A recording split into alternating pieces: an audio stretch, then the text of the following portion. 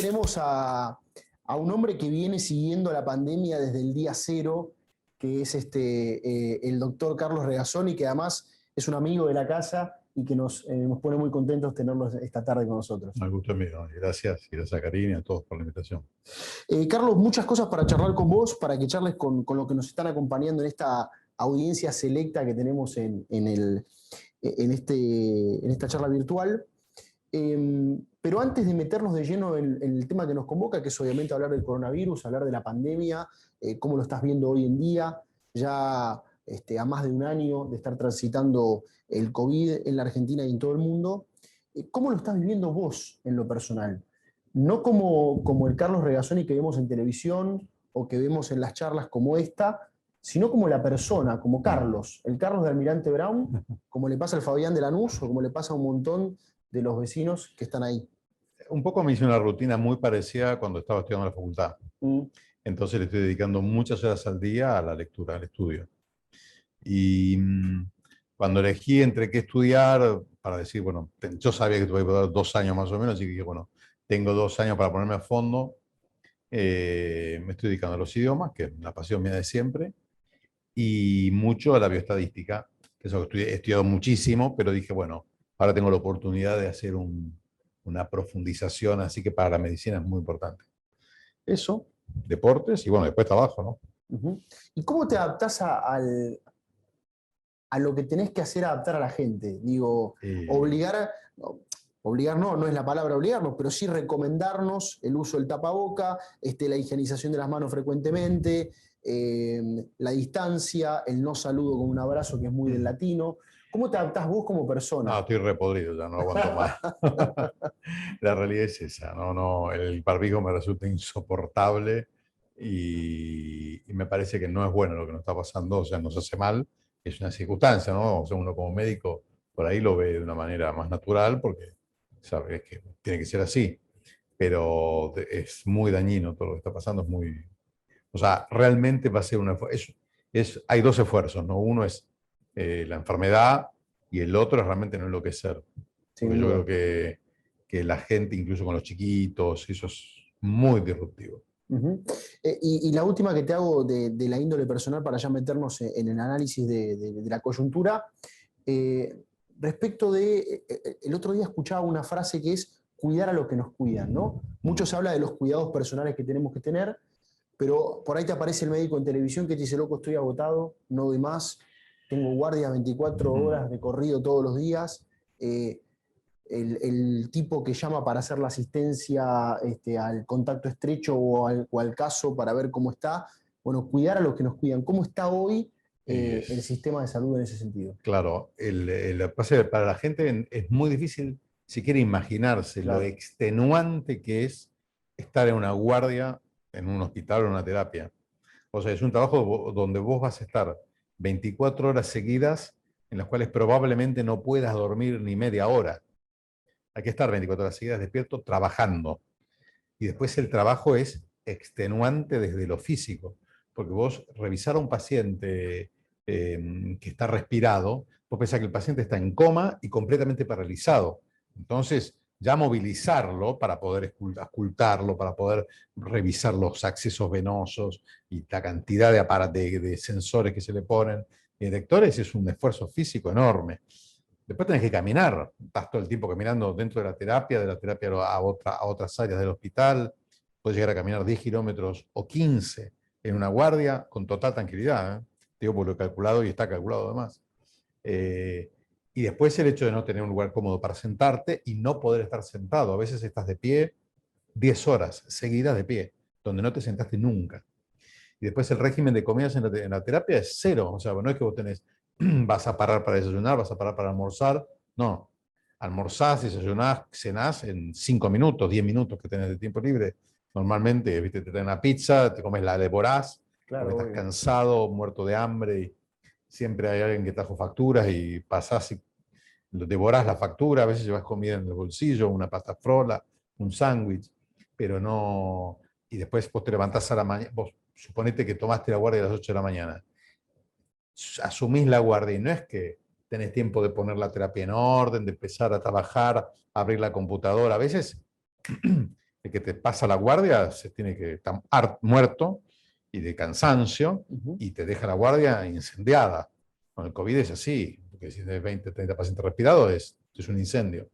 Y después pensemos lo difícil que es que un paciente, o sea, normalmente nosotros para respirar, nuestro tórax y los músculos que lo rodean, los huesos y los músculos, expanden a los pulmones como uno abre una fragua. ¿Viste los fuelles para el Sí, fuego? sí, sí. Vos, cuando lo expandís, el fuelle entra el aire, después que expira y sale por el pico.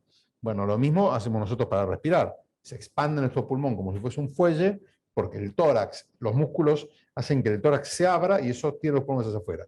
Y ahí entra el aire. Después los pulmones perdón, los músculos y el hueso, los huesos se contraen y eso exhala el aire.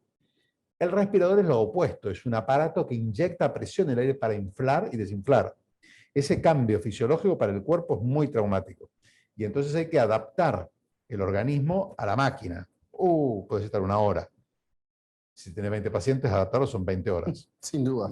Y no viste el medio interno, no viste cuánto orinaron, no viste cómo se están alimentando, no hablaste con la familia. Es un trabajo extenuante. Bueno, eso multiplicado y con el estrés que indica el momento histórico que se vive, ¿no? No hemos tomado conciencia todavía. Y te voy a dar un número. En este momento hay unos 8.000 pacientes en terapia intensiva. Hasta el 2019 nunca hubo más de 4.000 en todo el país. Pues ahora vos tenés el doble de pacientes en terapia intensiva, lo que es inédito. Cuando vos tenés tantos pacientes, seguro que hay mucha gente que está teniendo, que está sufriendo accidentes por los mismos equipos de la terapia intensiva, complicaciones que se podrían haber prevenido. La calidad de la atención en terapia necesariamente se reduce. Claro, así que, y además mucha gente no encuentra cama. No. Y ni nos enteramos la cantidad de gente que por no encontrar una cama en terapia a tiempo tuvo un desenlace fatal. Sin duda. Me interesa la charla con Carlos, estamos con Carlos Regazzoni y ahí se están sumando seguramente algunos más a este encuentro virtual, porque a diferencia de muchos de los médicos, no es por darte la píldora, pero me interesa a mí este concepto.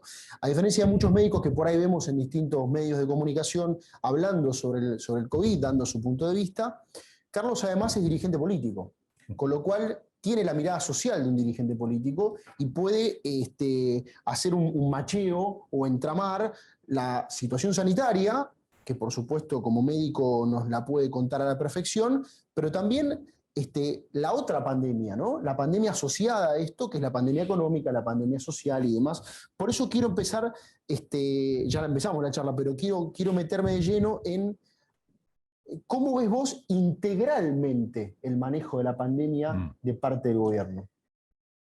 Que la enfermedad es una realidad social, que es mucho más grave y más difícil de resolver en la pobreza, es algo que se dice desde tiempo de Hipócrates.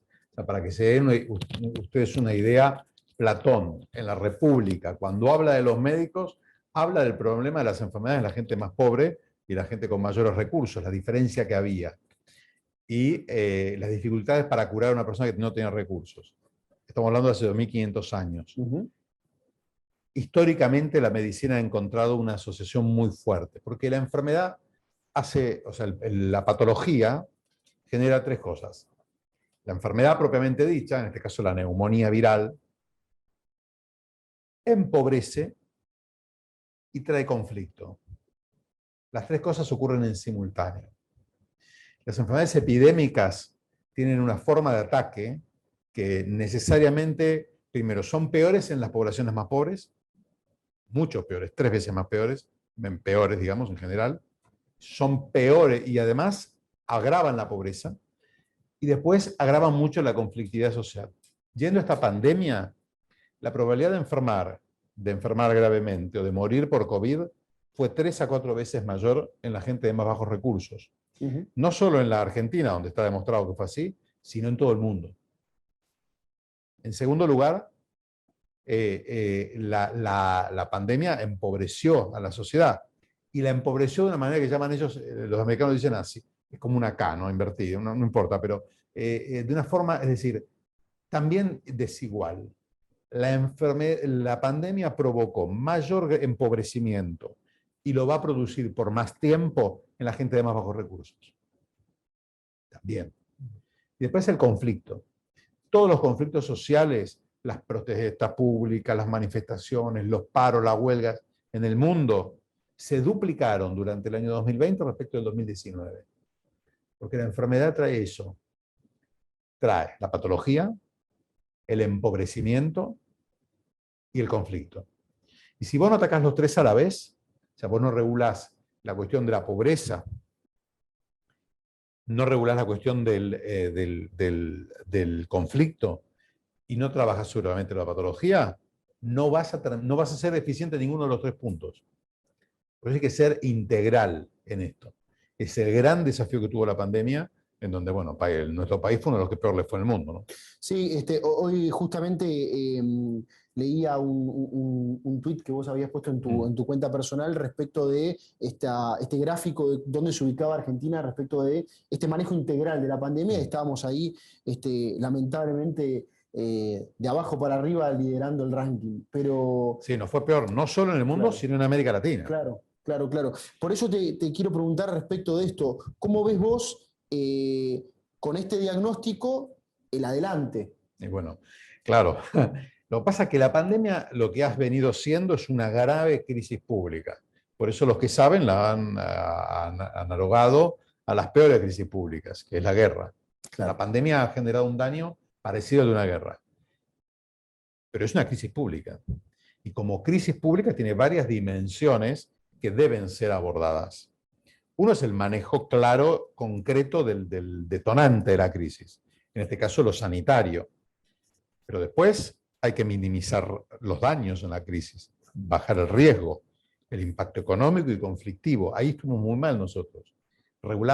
Tuvimos muy mala idea de qué pasó, de cómo minimizar dentro de lo posible el daño económico y cómo minimizar dentro de lo posible el daño de la conflictividad social. Esa famosa dicotomía entre la economía o la salud, ¿no? Eso demostraba que lo único que no teníamos era un liderazgo claro para el manejo de la pandemia, porque la pandemia es una crisis pública. Y tiene un cuarto aspecto que es esencial, que es la comunicación. Y la comunicación no tiene que negar lo que está pasando, porque la gente misma lo vive, y nosotros mucho de lo que sufrimos fue por una especie de negación de lo que pasaba en todos los sectores, porque el oficialismo a veces se jacta de que no negaba, porque enfatizaba la salud, pero estaba negando las otras dos dimensiones que son tan importantes. Entonces, ojo con la negación del conflicto, de esa tridimensionalidad de la pandemia, pero además después la comunicación tiene que movilizar a la comunidad, porque es un esfuerzo, es tan grave el ataque que sufre la comunidad, que solo se puede salir movilizando a la comunidad. Si se incendia una casa en una manzana, la gente del vecindario puede seguir viendo televisión y lo resuelven los bomberos. Pero si se incendian 50 casas del barrio, la gente no puede seguir viendo la televisión y que lo resuelvan los bomberos. Todo el mundo tiene que estar, me encanta la palabra y la voy a adoptar, si me permitís. Todos nos tenemos que involucrar. Ahora, para involucrarnos, primero tenemos que entender, por eso es tan importante permanentemente explicar cómo funciona el mecanismo patológico acá, cómo funciona esta enfermedad. Y después, el que lidera tiene que ganarse la confianza de la gente porque hay que convocarla, ¿no? O sea, como cuando el equipo está perdiendo, bueno, vamos, ese rol fundamental que no ha habido. Te voy a hacer una pregunta para ver qué expectativa nos puedes dar a los que estamos acá escuchándote. Yo estuve ahí leyendo un poco que hay algunos pensadores o los estudiosos que dicen que la pandemia dura o puede llegar a durar en general 5 años. No digo 5 años al mismo nivel, pero digo hasta que el virus internaliza y pasa a ser un virus más de todos los que dan vueltas por allí. Cuando uno mira la gripe española, que del 2018 al 2020, del 1918 a 1920, digamos, fueron esos 2 años álgidos. ¿Cómo ves en este caso el COVID? ¿Qué información tenés? Mirá, la quinta dimensión fundamental de las crisis es el tiempo. Claro. ¿No? Los tiempos. Porque eso condiciona tu estrategia. Yo siempre digo, Si te van a bombardear un día, el sótano es una estrategia. Si te van a bombardear 2 años, el sótano no es una estrategia, porque no puede estar 2 años en el sótano. Un poco el error que tuvimos acá fue eso. La tuberculosis está hace miles de años y no te imaginas, causa 800.000 muertes anuales todos los años. El paludismo está desde el tiempo de los romanos, inmemorial, los romanos ya tenían problemas con el paludismo, la fiebre tersana, y el paludismo causa 1,5 millones de muertes todos los años. Entonces, ojo, porque nadie ha dicho que este virus se tenga que ir como se fue la gripe española. Podría perdurar, persistir, como lo hizo la polio, como lo hace la tuberculosis, o como lo hizo el HIV. Lo hace el HIV hoy en día. Pero el periodo de criticidad son 2 años. Okay. ¿Qué significa? El periodo en el cual vos no tenés nada que baje, que prevenga el daño. Ahora lo tenés, que es la vacuna. Crisis sanitaria, 2 años. Crisis económica, 5 a 10 años. Crisis social, 10 a 20 años. Es decir, en Europa es 2, 5, 10. Acá quizás no sea 2, 5, 10. Acá capaz que sea 3, 10, 20. No lo sabemos. Al final del camino, lo que se va a ver es dónde quedaste en la tabla de posiciones. Nosotros sabemos que el campeonato no lo vamos a ganar. O sea, hay que ver si salimos maltrechos y nos jugamos la promoción, el descenso o en qué lugar justamente. Nos claro. Estamos conversando con Carlos Regazzoni, que es, además de un doctor, un médico, un doctor en medicina, es un dirigente político importante de Juntos por el Cambio y que nos está acompañando en esta charla. Por esto que es interesante, no solamente hablar desde el aspecto sanitario de la pandemia, sino también de las otras dimensiones. Te escuché en varias oportunidades criticar mucho la estrategia de testeos, ¿no? Como uno de los puntos más débiles que ha tenido la estrategia general del abordaje de la pandemia. Y yo estuve ahí leyendo algunos datos. Por ejemplo, Chile con la misma población, con 19 millones de habitantes, hizo 15 millones de testeos. La Argentina casi con 50 hizo lo mismo que Chile. ¿Por qué crees que pasa, que hay esa diferencia? Porque nosotros lo que vimos fue un error diagnóstico muy importante desde el principio. Es como el error de diagnóstico que tenemos con la inflación. ¿Sabes por qué no se soluciona el problema de la inflación en Argentina? Porque creemos que es un problema agudo que va a pasar. Entonces, de alguna manera, estamos esperando que pase. O sea, que se cure solo. Los médicos eso lo llamamos cronoterapia. Cuando vos decís, bueno, vas a dejar que el paciente que lo cure el tiempo. Y nosotros no resolvemos la inflación porque creemos que es un problema, es un pico. ¿Cuánto de la inflación este año? Bueno, el año que viene capaz que se acomoda. Bueno, no. Y con la pandemia ocurrió lo mismo. Primero era más importante el dengue. Después, esto es como una gripe. Después, no, lo de Italia acá no va a pasar. Después, bueno, ya viene el pico, ya baja. Y ese mito de ya pasa el pico, sin que hayamos cambiado nada, lo hemos sostenido. Entonces vos, para poder testear mucho, tenés que cambiar la forma en que vas a pensar la pandemia. La tenés que ver como un problema crónico, que va a durar de 2 a 4 años. La tenés que ver como una instancia en la cual vas a transformar tu sistema de salud. Nos hizo muy mal el paradigma pediátrico de la enfermedad respiratoria invernal. Porque eso nos cambió la forma de pensarlo. Entonces todos decíamos, pasa el invierno, la pandemia pasa. La verdad que nosotros le agregamos 10.000 muertos en el verano. O sea, esta pandemia no ha mirado climas, ni climas ni en el mundo entero. Se ha dado con cualquier clima, en cualquier geografía, o sea, ha sido con cualquier densidad poblacional, porque también se decía, no, en la Patagonia no pasa nada. Una de las zonas más golpeadas de nuestro país es la Patagonia. Mongolia es el país con menor densidad por habitante del planeta. Una pandemia galopante tiene ahora. Entonces, ¿por qué no se testeó?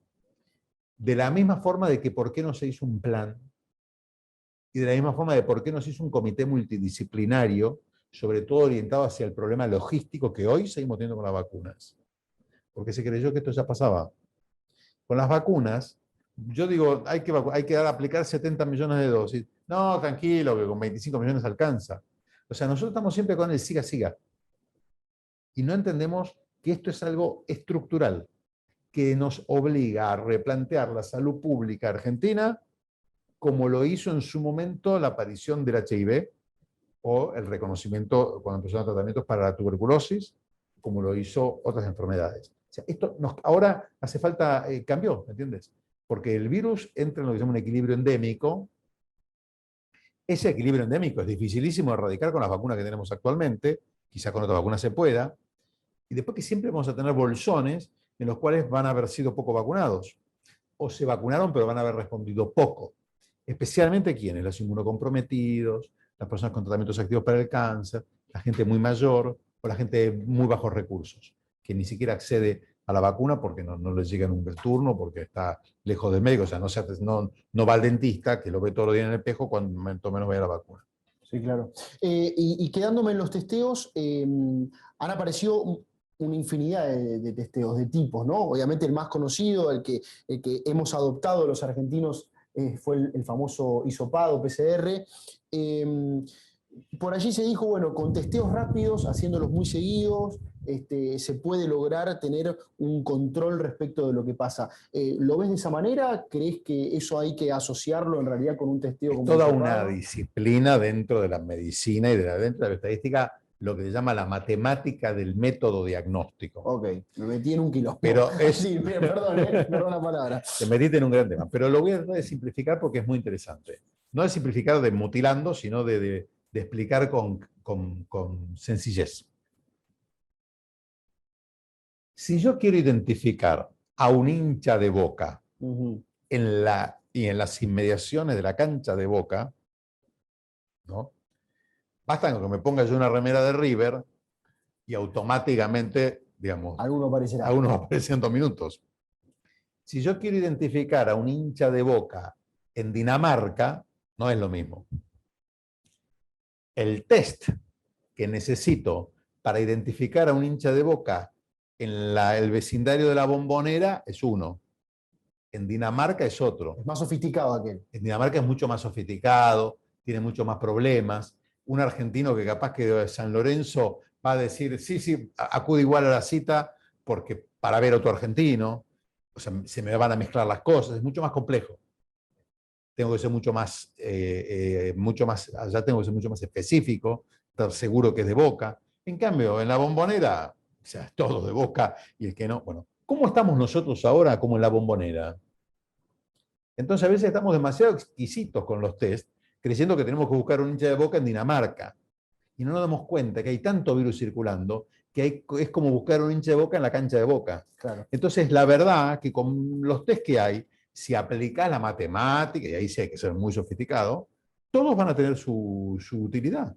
Y todos van a ser mejor que nada. ¿Sabes qué sería muy bueno? Poner gente que llame por teléfono a la población para preguntarle si tuvo unos síntomas. Se hace para todas las campañas políticas. ¿Cómo no lo vamos a hacer para detectar gente que está con síntomas en la casa? Porque, ojo, que de los que tienen síntomas, 1/3, 1/5 consulta. O sea, si vos pudieses ir a llamarlos a la casa, ya automáticamente tenías un primer rastrillaje. Así hizo China, así hizo Corea. Así que imagínate que de un llamado telefónico y hacerle 20 preguntas a una persona, al test, al hisopado con PCR, o ni hablar a test más sofisticados como ARN loop y demás, digamos, hay un abismo. Sin embargo, todo tiene su lugar. Nos van llegando algunas preguntas que van haciendo ahí a través del chat de la sala virtual, así que en un ratito las vamos a estar haciendo para que Carlos las pueda contestar. Al principio de la charla, Carlos, hablábamos de las medidas de protección personal, ¿no? Que todos habíamos adoptado. Y yo te hago una pregunta de futuro también. ¿Crees que esas medidas quedan? No, superado con la vacuna. O sea, no importa cuándo sea, digo, el día de mañana. No. Con la vacuna la gente en principio no va a necesitar medidas de protección personal en lo general. O sea, no vamos a poder volver a abrazar, eso va a volver con la vacuna. Pero a condición de que vos tengas un sistema de vigilancia epidemiológico adecuado. Vamos a lo político. Ujú. Si nosotros nos organizamos, nosotros vamos a poder volver a abrazarnos, a hacer vida normal, a tener fiestas.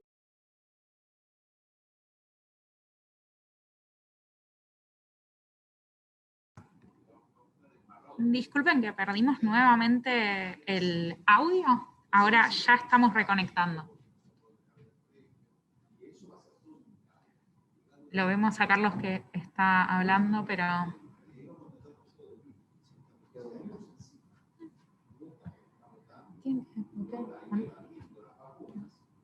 Y bueno, el equilibrio es endémico. Yo decía, va a ser mucho más delicado. Entonces vamos a estar con el problema mucho tiempo. Voy a dar un ejemplo con la tuberculosis. Es muy fácil encontrar un caso de tuberculosis en Lomas de Zamora, en Esteban Echeverría o en Almirante Brown, porque hay mucha tuberculosis.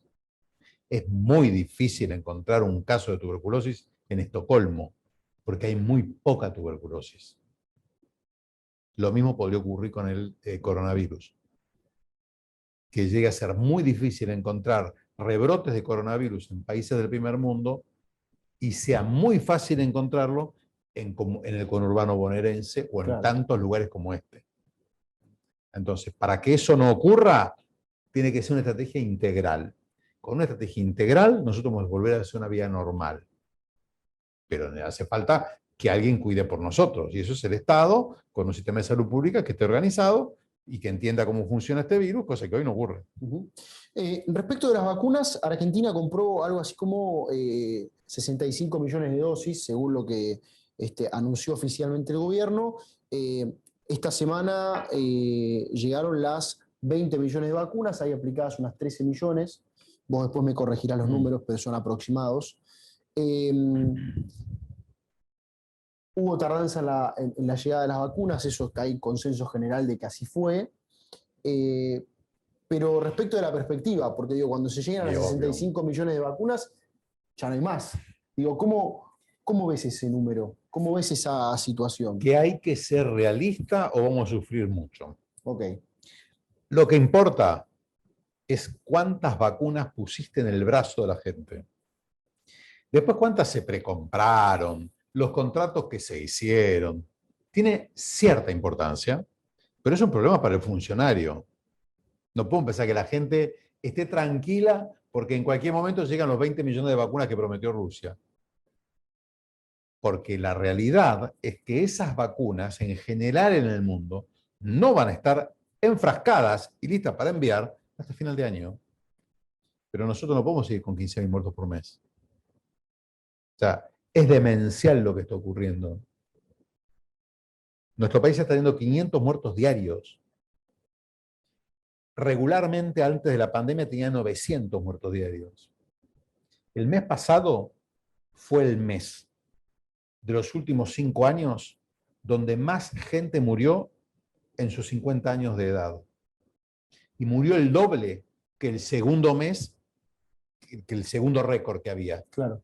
Entonces, entendamos lo que está ocurriendo. 50 años de edad están muriendo jefes de familia. ¿Qué queremos? ¿Dejar huérfanos, dejar sin papá o sin mamá a 15.000 familias todos los meses? Eso es lo que está ocurriendo. Entonces, no podemos contra eso decir la vacuna que preacordamos, porque también van a haber 25 millones para Navidad, ya van a estar vacunados. ¿Qué tenemos hoy? 20 millones de vacunas que llegaron al país. ¿Qué tenemos hoy? 13 millones de personas que recibieron una o 2 dosis. Eso es lo que tenemos.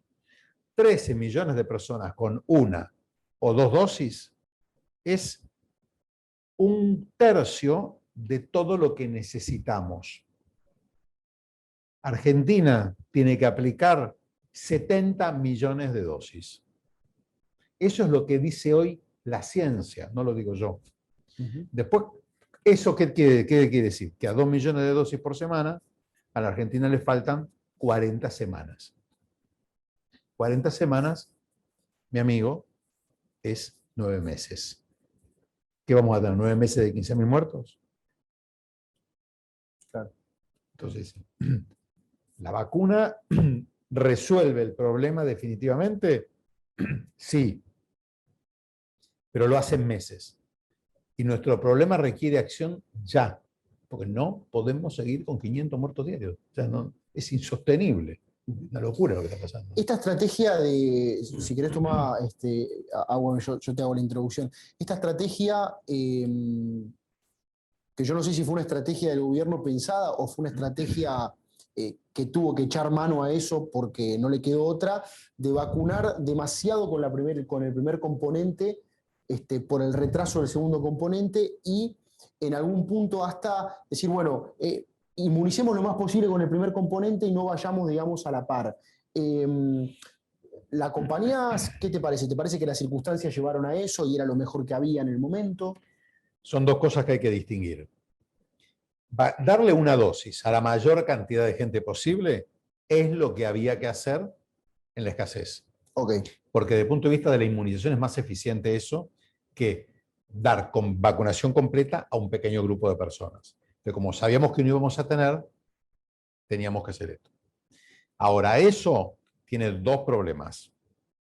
Primero, de toda la gente que vos vacunás, la mitad queda efectivamente inmunizada. Y lo segundo, un poquito más de la mitad. O sea, vos imaginás, vos vacunaste, nosotros dimos 10 millones vacunamos a 10 millones de personas con una dosis. La realidad es que 4 millones quedaron todavía vulnerables. Y 6 millones quedaron efectivamente inmunizados. Y el segundo problema es que esa inmunización dura menos tiempo. Es decir, hoy hay 6 millones de personas inmunizadas cada 10 millones que vacunamos. Pero dentro de 4 meses, eso se va a reducir a 5 o a 4. O sea, se agrega gente vulnerable, porque la inmunidad en una parte se va perdiendo. Hace falta refuerzo. Entonces, ¿la estrategia tenía sentido? Sí. Usada bien. ¿Cómo es usada bien? Vacunando en manto en los lugares donde hay mucha circulación viral, o sea, todo el mundo, tiene que llegar hasta los 18 años de edad muy rápido, y haciéndolo a mucha velocidad. Si nosotros vamos a hacer, y acompañándolo con otras medidas que bajen la circulación viral, distanciamiento focalizado, testeo masivo, barbijo autofiltrado y cordones sanitarios internos. Como no se hizo toda esta otra parte y se avanza lento con esto, nosotros estamos en una situación de mucha vulnerabilidad ahora. Estamos corriendo de atrás siempre. Sí, se agregó un tercer problema, que es que la segunda dosis, el segundo componente del Sputnik, se fabrica menos que el primero. Esto lo sabemos desde agosto del año pasado. ¿Y por qué motivo? Porque es más difícil de preparar. Es un adenovirus más complicado y ya es más difícil. Y la realidad es que se sabe de agosto del año pasado. Entonces, hasta eso no se previó. De saber que a nosotros nos iba a faltar el segundo componente porque el mundo entero, todos los expertos decían y explicaban las razones por las cuales iba a ocurrir. Así que ahora estamos frente a otra imprevisión más. A esa imprevisión agregale que las vacunas con base en ARN tienen mayor eficiencia. Eso hoy hay que admitirlo porque es así. Entonces las necesitamos, aunque además no sea para complementar. Y además que con las nuevas cepas es mucho más difícil, porque baja mucho la eficiencia de las vacunas, sobre todo de las vacunas que tienen una plataforma viral. Entonces, no estamos bien orientados hoy. Cierro este capítulo de vacunas. Yo aprovecho este medio para poder dar explicaciones más largas. No, es que la idea, bueno. La idea justamente es... Porque si no, Fantino, viste, pará, un tweet, nada más, no. Por eso, la idea es que esto sea una charla y no, claro, y no una entrevista como las que conocemos o las que vemos comúnmente. Me quiero quedar con una de vacunas más, porque es una duda que tengo como vecino. ¿Se incorpora al calendario de vacunas, lo crees vos, la vacuna del COVID? Así como me vacuno por la gripe todos los mayos o junios de los años, me vacuno también. Va a depender de dos cosas. Va a depender primero de la prevalencia del virus, o sea, cómo vaya evolucionando el virus, y después de si vos lográs vacunar a todos los adultos, cuánto dura la inmunidad. Claro. Si la inmunidad dura de por vida, vos solamente vas a tener que vacunar a las nuevas generaciones. Bien. Entonces va a ser como la vacuna para el sarampión. Te la das de chiquito, bien, después no te la das más. Porque son los que van naciendo, los que llegan sin experiencia inmunológica, hay que vacunarlos. Sobre todo porque la gente que tiene inmunocompromiso va a quedar más vulnerable. Entonces, si vos tenés el virus circulando podría llegar a afectarlos.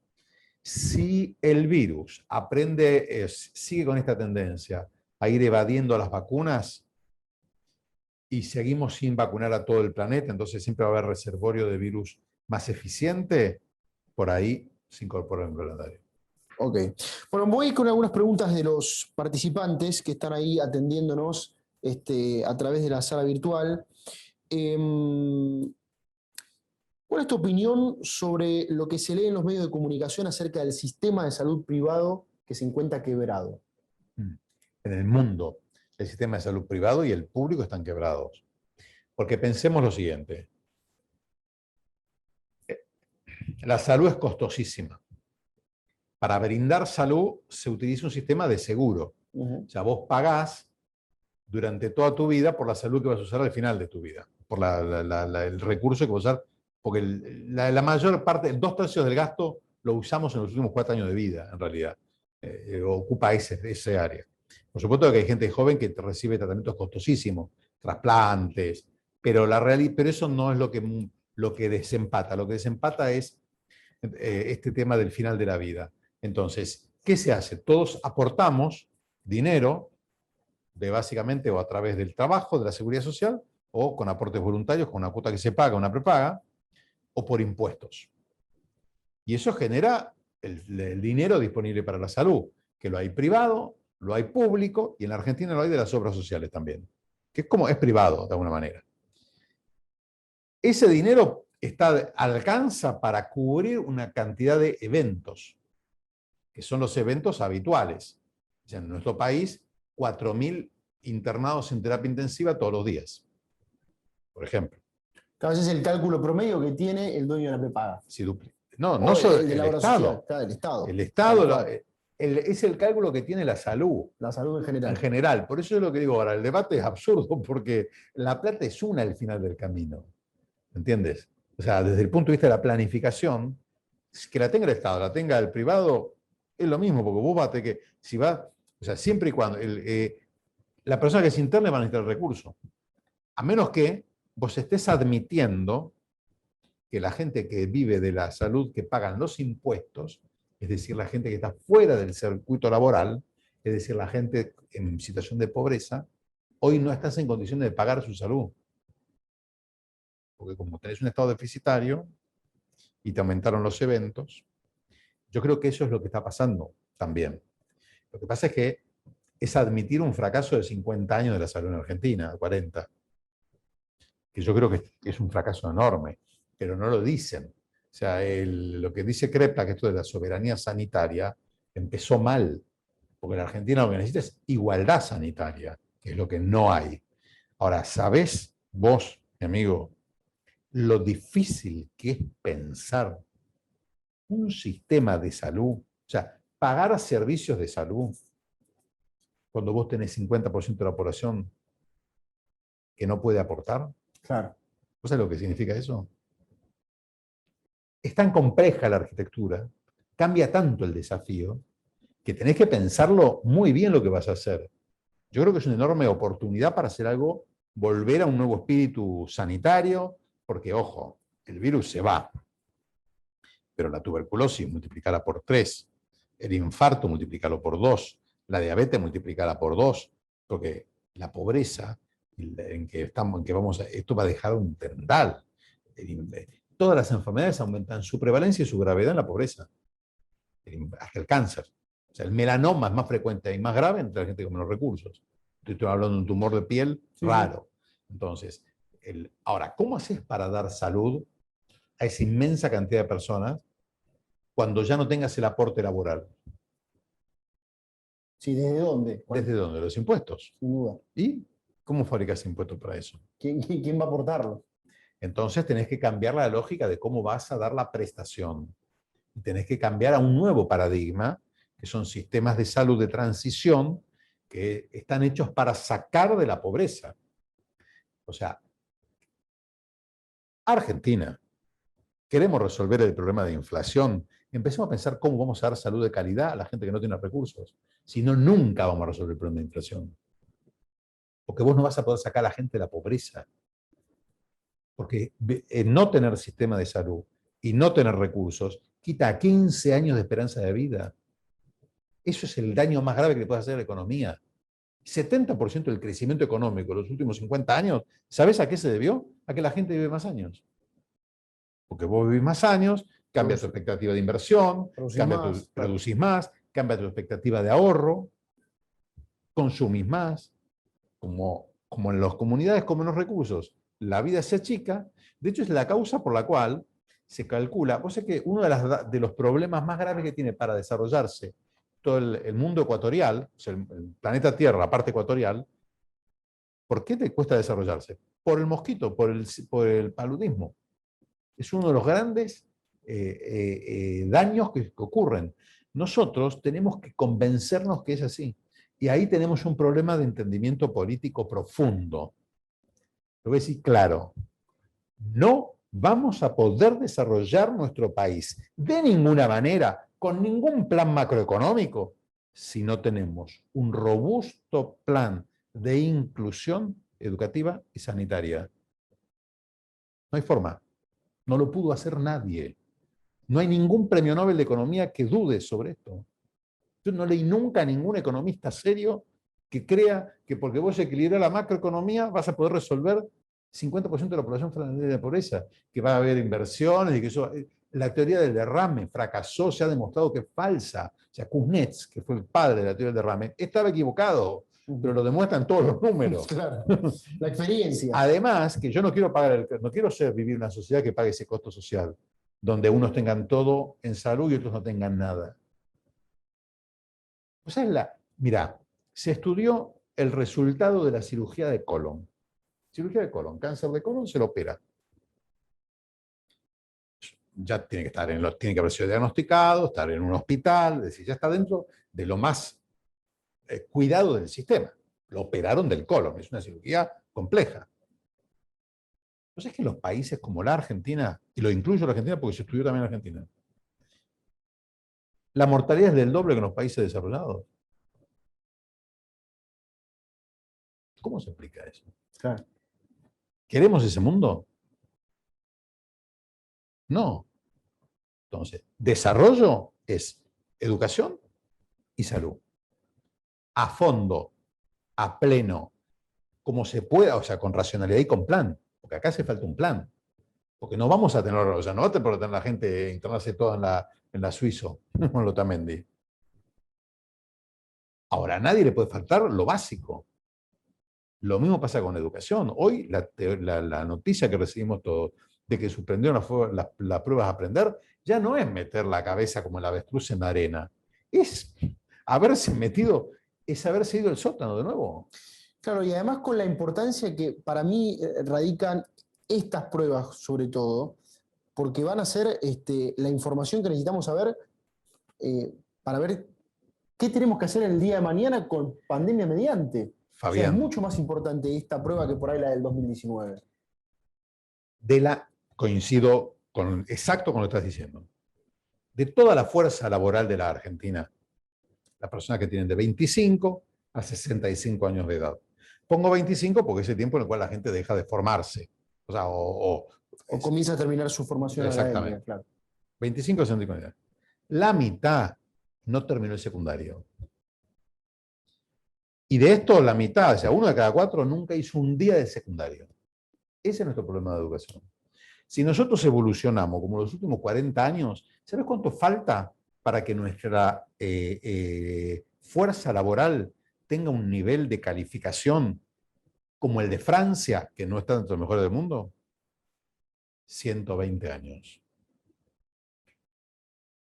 Entonces, mira, esta pandemia lo que nos está enseñando son varias cosas. Una es que no podemos seguir haciendo... O sea, ya demostró nuestro sistema educativo que no está hecho para el siglo XXI. Uh-huh.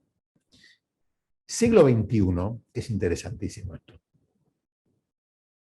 Los chicos que van a vivir, o sea, la gente que va a vivir la mayor parte del siglo XXI nació en estos 2 años de pandemia. La mitad de los chicos que están en el que nacieron en pandemia va a festejar el año nuevo 2100. Claro. Es el mundo de ellos.